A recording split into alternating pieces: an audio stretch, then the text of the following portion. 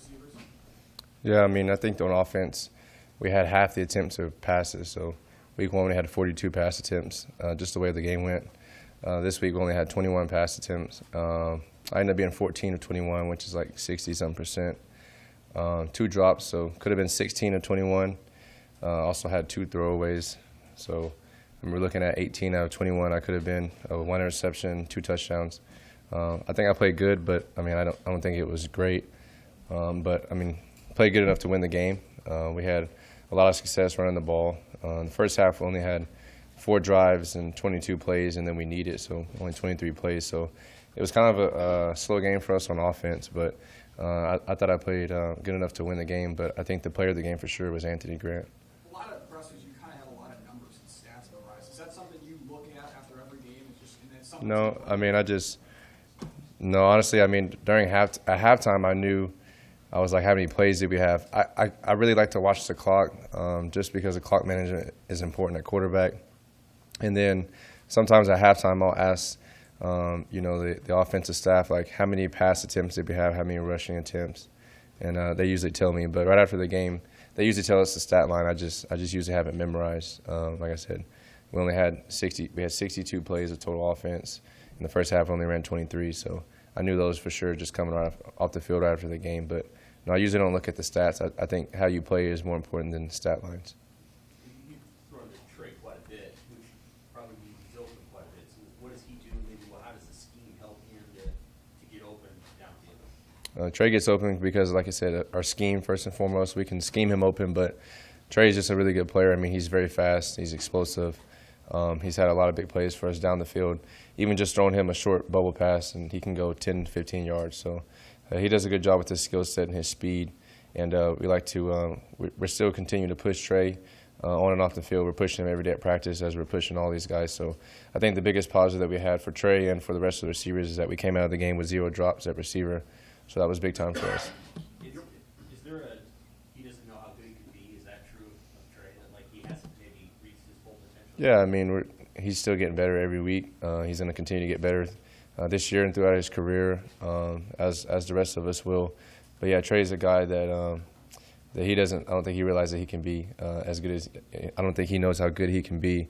But he's still working to get better, and he has a lot of work to do. Like I said, the rest of us as well. So I mean, we're still 18 to 22, 23-year-olds, and we haven't reached our full potential yet. So Trey's getting better, and I've seen a lot of growth and progress from him, and he'll continue to get better. But the third down that we had, 3rd and 15, we went up and caught that pass for a big gain. That was a really big play for Trey. Casey, a lot of you guys are working together for the first time. How much of a factor has that been so far for you?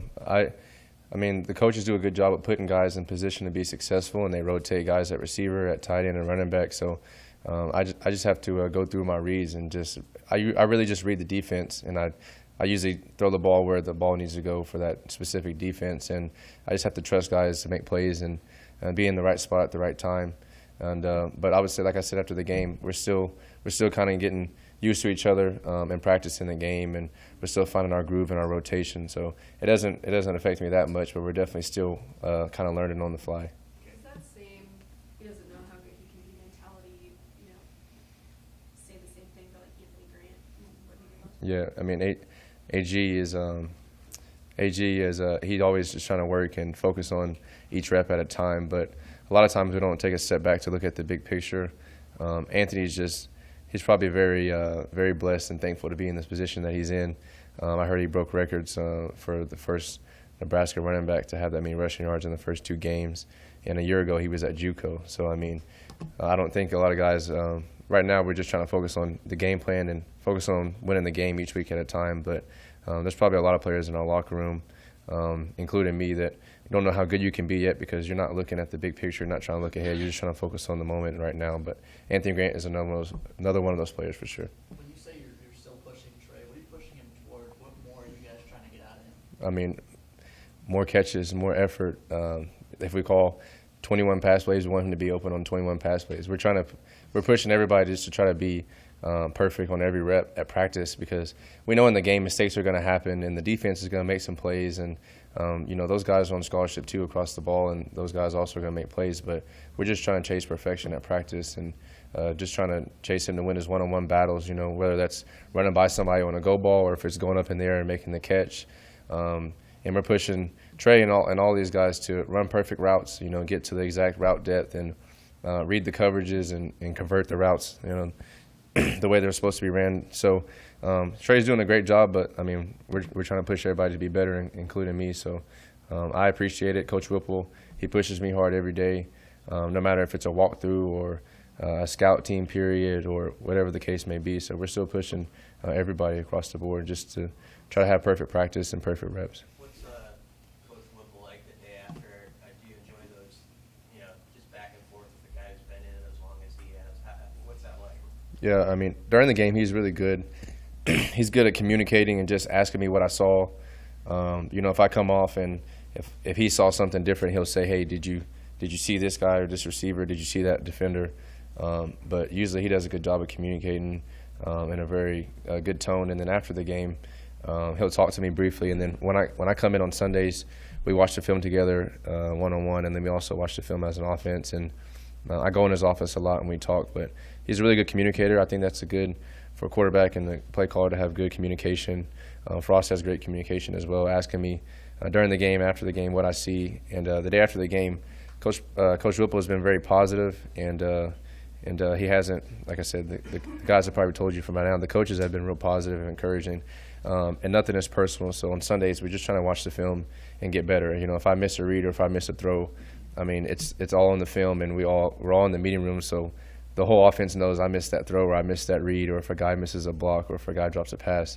There's no hiding, there's no secrets. We're not trying to attack anybody and taking it personal. So I think the coaches do a good job of just making it known that it's not personal and that we're just trying to get better. How do you like to lead during a game, like when a tackle misses a block, gives up a sack? What's your approach within the game? With the guys I usually don't have to say anything. If I feel like that we have multiple plays where we have missed assignments or missed blocks, then I'll go talk to the offensive line on the sideline and kind of be encouraging, give them a pep talk and say, or sometimes before the play I'll be like, if you guys give me 2 to 3 seconds on this play, or we're going to have a big play, if you lock in and block this, it's going to be a touchdown or it's going to be a big gain. So I kind of alert them sometimes before the play, but during the sideline, like I said, I just try to be poised and be positive. I've learned that that's probably my best asset to this offense and to this team, is just be encouraging, staying even keeled, being calm, and providing a lot of poise. But unfortunately, when you play quarterback, if you make a mistake, everybody sees it in the stadium, right? And everybody can, because you're touching the ball every play. And then if you play offensive line or you're blocking for a run or a pass play, if you make a mistake, either the running back's getting killed or the quarterback's getting killed. So, they may have 75 plays in a game and get beat once or twice. So you have a couple of mistakes, but it shows up. It's more obvious because the quarterback ends up on the ground or the running back ends up on the ground taking those hits. So I try to be positive. I understand there's going to be mistakes, and we just try to move on and play the next play. Your targets through 2 games are pretty spread around, pretty diversified. Is that a focus for you to keep your defense guessing, or is it as simple as you're going to the open guy? Yeah, I'm usually just going through my reads and my progressions. There's a very few plays in the game where you have multiple guys that are open. Sometimes, depending on the coverage they roll to, there's multiple guys that can get the ball. But I usually go to the first read and my first instinct.